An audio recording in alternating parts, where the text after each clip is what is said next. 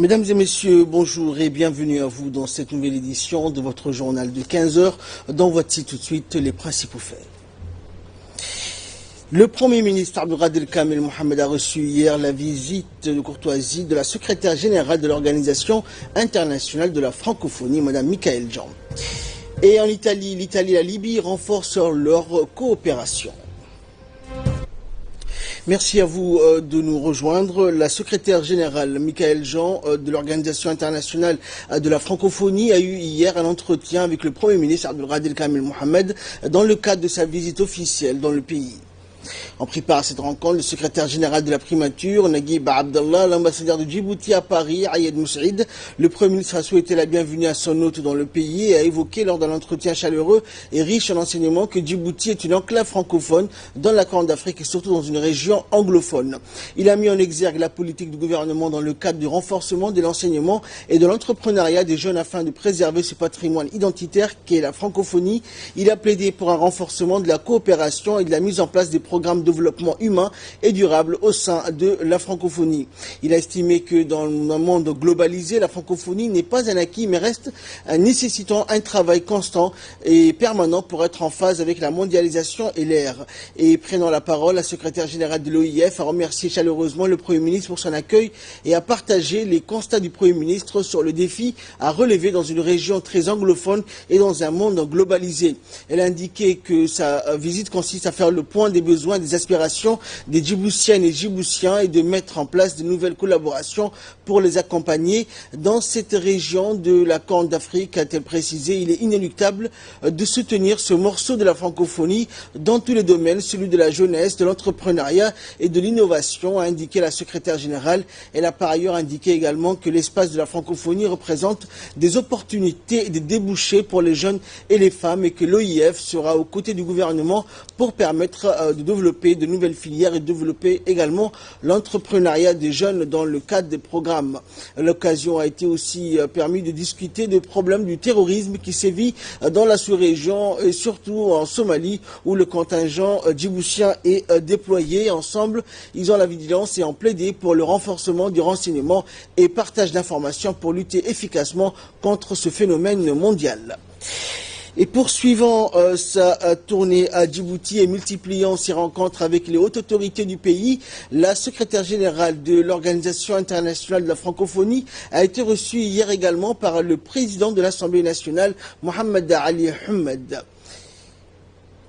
À la tête d'une forte délégation de l'OIF, la secrétaire générale est en visite officielle de 3 jours à Djibouti. L'entrevue entre le président du Parlement et son hôte de marque s'est déroulée au salon d'honneur de l'Assemblée nationale en présence de l'ancien Premier ministre et président du groupe d'amitié interparlementaire Djibouti-France, Dileta Mohamed Dileta, de l'ambassadeur de Djibouti en France, du directeur des relations multilatérales du ministère des Affaires étrangères et du directeur du cabinet du président de l'Assemblée nationale. Après les mots de bienvenue, le président de l'hémicycle s'est dit heureux d'accueillir la secrétaire générale Michaëlle Jean. Au cours de l'entretien, les deux parties ont évoqué les liens existants entre notre pays et l'Organisation internationale de la francophonie, ainsi que les voies et moyens susceptibles de le renforcer davantage. Les échanges ont porté également sur la réintégration de l'Assemblée nationale au sein de la grande famille parlementaire francophone. Le président Ahmed a pris une brève présentation du fonctionnement de l'Assemblée nationale et des activités parlementaires, a indiqué l'attachement de Djibouti à la langue française, le seul pays francophone de la Corne de l'Afrique, a-t-il dit en substance, d'où la nécessité, selon lui, de renforcer davantage les relations entre Djibouti et l'OIF. Le président de l'hémicycle a sollicité également l'expérience de l'OIF et son accompagnement pour appuyer les activités du Parlement dans le domaine du renforcement des capacités des parlementaires et du personnel parlementaire, et ce par le biais de l'Assemblée parlementaire de la francophonie.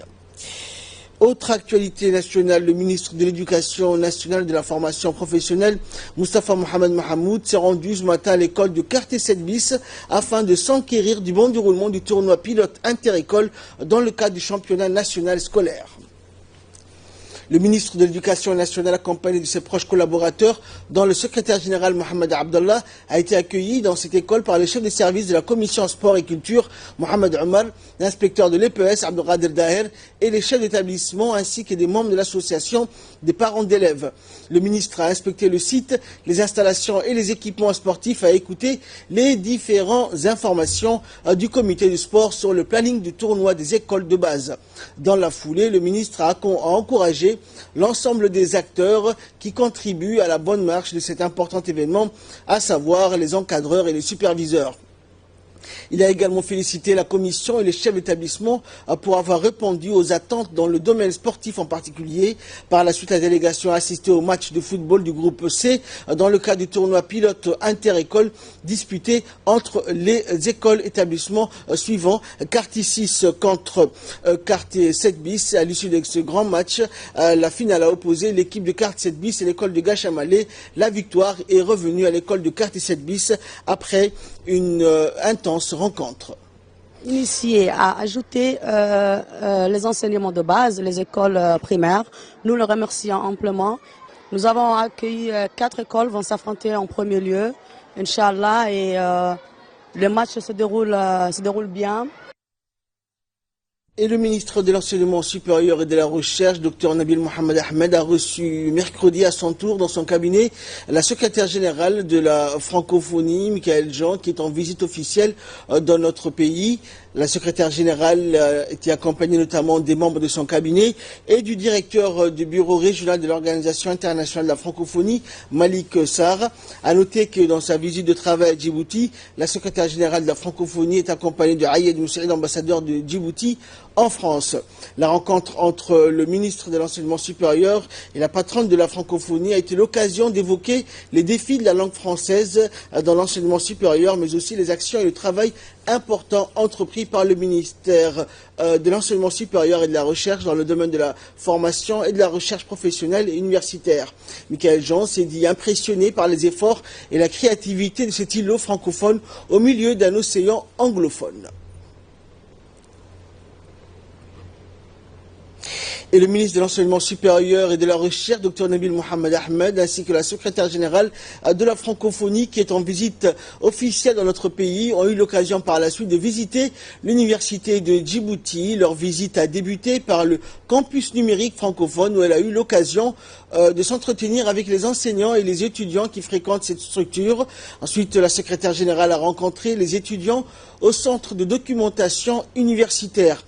Un entretien pendant lequel elle a fait un vibrant plaidoyer pour la promotion de l'entrepreneuriat des étudiants djiboutiens. Elle a aussi évoqué l'importance de la femme et de la jeunesse dans la société francophone d'aujourd'hui. La visite s'est clôturée au centre ressources d'informatique par la présentation d'e-campus et du supercalculateur. Rappelant que le e-campus est un outil de travail au service de l'amélioration des conditions de travail des étudiants, des professeurs et du personnel administratif de notre jeune université. D'après le responsable, les uns et les autres peuvent désormais accéder aux ressources documentaires, pédagogiques et scientifiques de ce réseau qui les propulse dans l'ère du tout numérique. Impressionnant de voir tout ce que Djibouti, la République de Djibouti investit dans le champ de l'éducation et de la formation. Cela inclut aussi l'enseignement supérieur, donc la formation universitaire, et qui est un placement gagnant. C'est un placement qui rapporte et qui va faire toute la différence. On trouve ici vraiment la relève pour ce pays et avec une vraie volonté aussi d'investissement dans la recherche, de se doter de moyens, de saisir aussi le changement, le grand changement technologique et la révolution technologique avec le numérique. Et je disais tout à l'heure aux étudiantes et aux étudiants, réalisez votre chance parce que moi je me déplace un peu partout dans la francophonie et ce qui se met en place ici avec une vraie vision pour faire en sorte que ce pays entre avec force dans la compétitivité, entre avec force aussi dans le renforcement des capacités, des compétences est absolument remarquable. Et de son côté, le ministre de l'Enseignement supérieur et de la Recherche, Dr Nabil Mohamed Ahmed, s'est dit heureux et honoré de la visite de la secrétaire générale de la francophonie qui augure une nouvelle ère entre le ministère de l'Enseignement supérieur et l'Organisation internationale de la francophonie. Nous l'écoutons. Alors tout d'abord, nous sommes très contents d'accueillir la secrétaire générale de la francophonie à Djibouti. Ce que je peux vous dire tout d'abord et les impressions qu'elle vous a données, elle est très impressionnée par la qualité de nos structures, la qualité de nos capacités humaines qu'elle est en train de renforcer. Tous les gens qu'elle a rencontrés, les jeunes docteurs, sont issus de l'université de Djibouti qui va fêter bientôt ses 10 ans. Que peut-on demander de plus, bon Dieu, que dire alhamdulillah, et surtout remercier et féliciter le président de la République qui a eu cette vision. Elle parlait tout à l'heure de vision. Sans cette vision, nous ne serons pas là. Rappelez-vous, on était à même pas 400 étudiants au début. Aujourd'hui, on est à plus de 10 000 étudiants. On est donc l'équivalent d'une université moyenne dans le monde, avec des équipements parfois uniques, comme ces calculateurs que vous avez vus, que nous sommes le seul à avoir dans toute l'Afrique francophone. Et puis la plateforme e-campus, qui aujourd'hui ne nécessite plus de papier, qui est opérationnelle, dirigé par des Djiboutiens et amélioré par des Djiboutiens. Donc nous voulons également participer à l'innovation. Vous avez vu ces super calculateurs qui aujourd'hui donnent des recommandations aux fabricants de panneaux solaires, et donc on est en train de faire également dans l'innovation, et Djibouti, j'espère, non seulement essaiera en avant, mais également avec les compétences djiboutiennes, nous pourrons un jour par nous-mêmes fabriquer ce dont nous avons besoin. Et enfin, la ministre de la Femme et de la Famille, Moumine Ahmed Hassan, a reçu à son tour hier dans son cabinet la secrétaire générale de l'Organisation internationale de la francophonie, qui est, rappelons-le, en visite officielle du 31 janvier au 2 février à Djibouti. La visite de Marc a été accompagnée par le directeur du cabinet de l'OIF, Jean-Louis Atangana, et les chargés de communication Francine Mock et Julie Tillman. Elle était entourée de plusieurs hauts fonctionnaires, citant en l'occurrence l'ambassadeur de Djibouti en France et représentant permanent de l'OIF, Ayed Moussaïd. Au cours de cette entrevue avec la ministre, il a été notamment question de l'apport de la francophonie à Djibouti. La secrétaire générale de l'OIF a souligné qu'elle était satisfaite non seulement d'effectuer une visite officielle à Djibouti, seul pays francophone de la Corne de l'Afrique, mais aussi de rencontrer la ministre de la Femme et de la Famille Djibouti, en dépit de son enclavement, représenter et défendre la francophonie dans toute sa dimension. Et à cet égard, la secrétaire générale a affirmé qu'il fallait mettre en place un pacte de coopération entre Djibouti et l'OIF. Elle souhaitait également le développement de programmes phares lancés à Djibouti et qui serviront éventuellement de modèle aux autres pays francophones. La venue de Michael Jean doit coïncider avec un nouvel élan dans la relation entre Djibouti et la francophonie. Selon ce propos, je suis ici pour vous entendre, pour identifier grâce à vous et avec vous les pistes concrètes sur la manière dont la francophonie peut accompagner Djibouti et promouvoir l'entrepreneuriat des jeunes Djiboutiens et Djiboutiennes.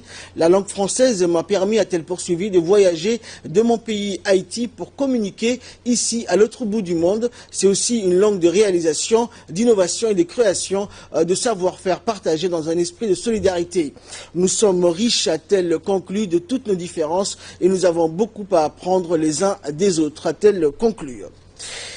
Et nous allons parler maintenant sport avec la Coupe d'Afrique des Nations où des festivités ont été organisées à cette occasion, notamment dans la localité de Sagalou, dans la région de Tadjoura, dans la soirée du jeudi 2 février, où les habitants du village de Sagalou ont suivi en direct le match de la demi-finale qui a opposé le Ghana au Cameroun.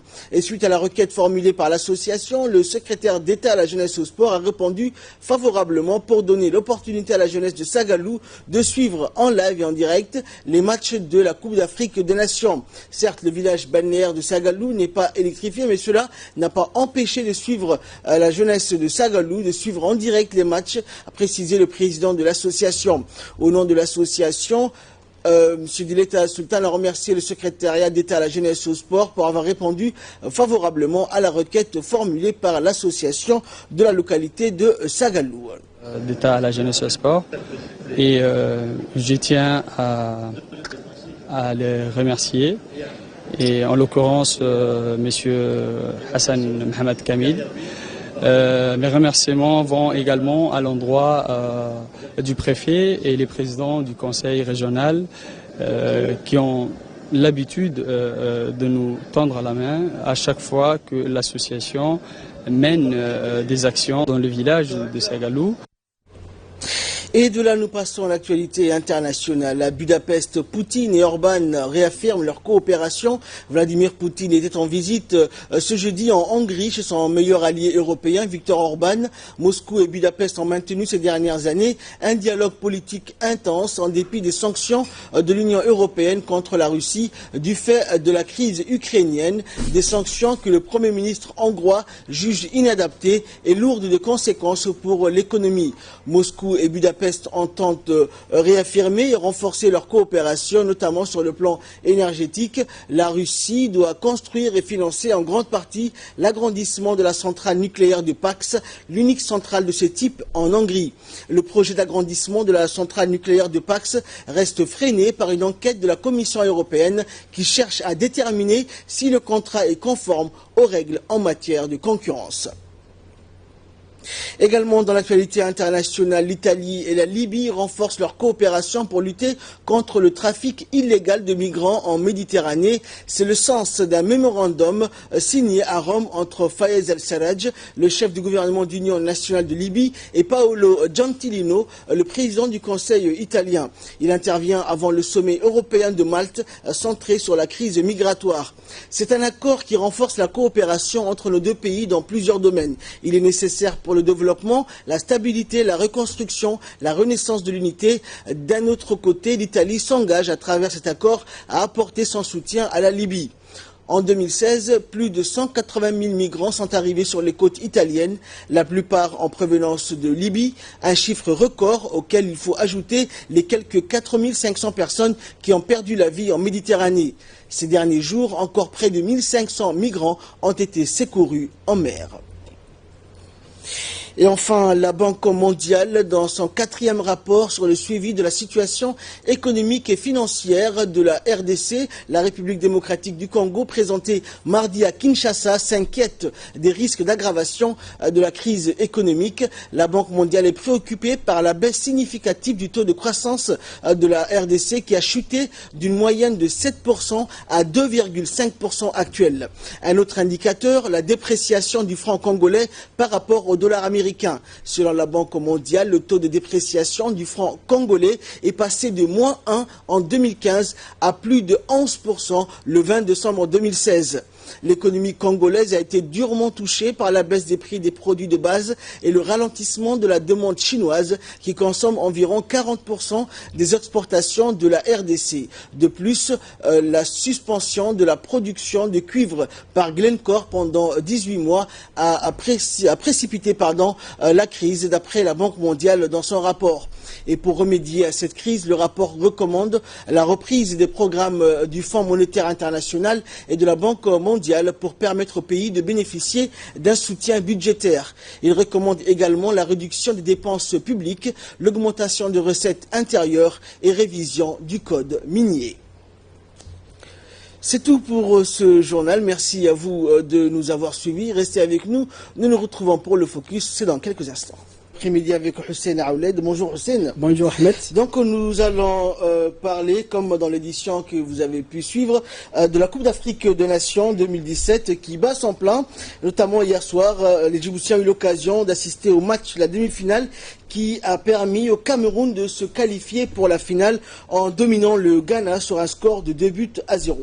Effectivement, Ahmed, le Cameroun n'en finit pas de surprendre lors de cette CAN 2017 et déjà 4 fois vainqueur de la Coupe d'Afrique des Nations.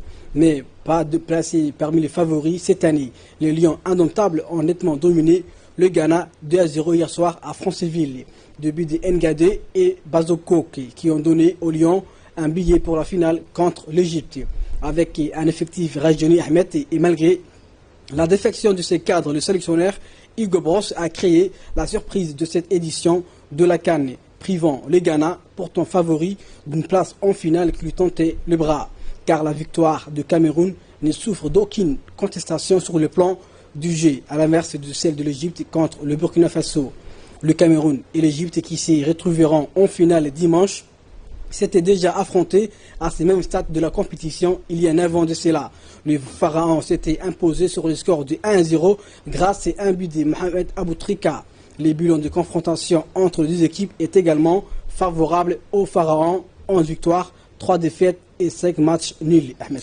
Et fait divers, c'est insolite, Hussein, dont vous allez nous parler, qui s'est produit aux États-Unis. Un serpent qui est resté coincé dans l'oreille d'une jeune fille. Cette dernière a terminé aux urgences. Oui, effectivement, Ahmed, une adolescente américaine a dû être transportée à l'hôpital pour la débarrasser d'un serpent qui était coincé dans le lobe de son oreille.